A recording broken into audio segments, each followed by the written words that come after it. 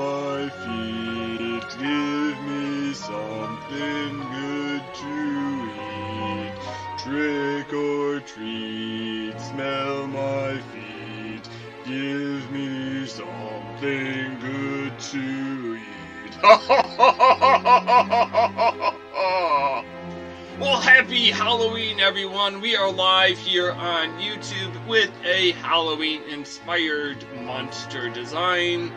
N is for Neon Monster. Yeah, I tried to use some neon pigment so it would glow in the black light. It's really hard to do black light videos. I don't have enough black lights in here for that, but maybe we'll get some better photos of the design under the black light. So happy Halloween! Today is October 31st, and that really came as a shock to me. I don't know where my mind has been, but I thought it was still September and Halloween was still weeks away. But lo and behold, here we are on the eve of All Hallows. So I was thinking, as a kid, I would go trick-or-treating up till, I'm pretty sure, up through the 8th grade. And back then, trick-or-treating started really right after school got out, that by 4:30 we were out and about in the neighborhood, knocking on doors, seeing who was home, and getting candy. And it helped back then that there were a lot of stay-at-home moms who could answer the door, and high school students that were home. So there were people to answer the door. In my community, Halloween trick-or-treating doesn't officially start. That balloon's got a hole in it. Trick-or-treating doesn't start until the sun sets, so they have like an hour and a half, 2 hours of trick-or-treating from like 6 till 8. Not quite like when we were a kid, when we could start at 4:30 and go till 7. And as a kid, I don't think I ever really had a store-bought costume after I was, until like at least from 1st grade on, that I remember my mom had made a Superman costume for my brother, and I got a hobo costume, and then for a few years I was using my dad's old Air Force uniform so I could be a soldier. Whoop. Yeah, I guess my neon balloons are a bit on the old side. And I remember one year we decided we would make our own costumes, and my brother made a Rubik's Cube costume out of an old box, and I made a robot.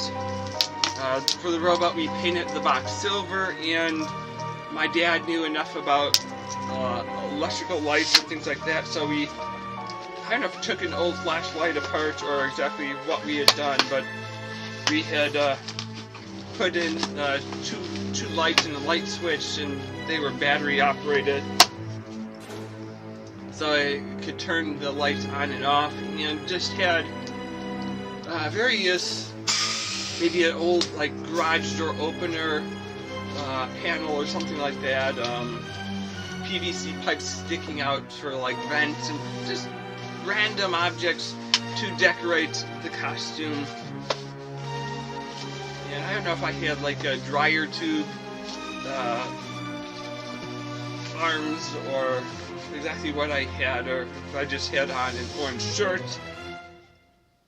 But that was the only costume I remember really making from scratch. And I know we had a Halloween carnival at school that year with a costume contest where I got to show off my robot costume. I don't remember taking home any big awards or anything for that, but that was a fun year to have your own costume that you made yourself. I don't remember if it was easy or hard to get around with a big cardboard box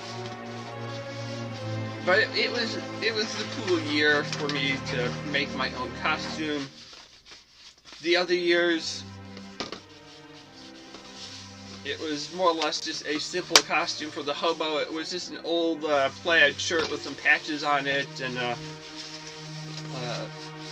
stick with a little bag on it for my stuff. And I was ready to go trick-or-treating. And when I was doing the soldier in the Air Force, those were the years where I was a little bit older, able to wear my dad's old Air Force uniform. So yeah, it was a fun time as a kid, going out around the neighborhood, getting together with a few friends from school or from the neighborhood to go knock on all the doors around the block. Come on. As an adult, I had a dog years ago, and he'd never liked the doorbell ringing, so I thought, it'd be a lot easier for me if I didn't have to deal with him barking every 5 minutes when kids were here. So I started waiting out on the front porch with the bowl of candy, and I thought, if I'm going to do that, I should get dressed up for Halloween. So I started to do costumes every year for Halloween, and my outdoor display grew bigger and bigger each year. I would buy different mannequins, and originally I was just taking PVC pipes and making the outline of a person and stuffing bags and putting them inside a shirt and pants and putting a mask on it so it looks like someone else is out there with me. And then I started buying mannequins and putting costumes on the mannequins, and had a strobe light and some fog machine, and just my collection on the driveway grew each year bigger and bigger. It was more of an effort to put together, and then I discovered inflatables. Inflatables were the easiest thing because they packed small and set up to be a big display. So one inflatable, and you have half the driveway decorated for Halloween. You could unplug it, put it back in a box, and put it back in storage, and it didn't take up a whole lot of room. So that was the easy way of doing Halloween. So this is my neon monster using the neon balloons. I don't know, you can't really tell that it's able to glow in the dark. So happy Halloween, everyone. We're going to continue with characters A through Z and finish up as many of the letters of the alphabet as possible. So until next time, see you later, alligator. After a while, crocodile. Thanks for watching.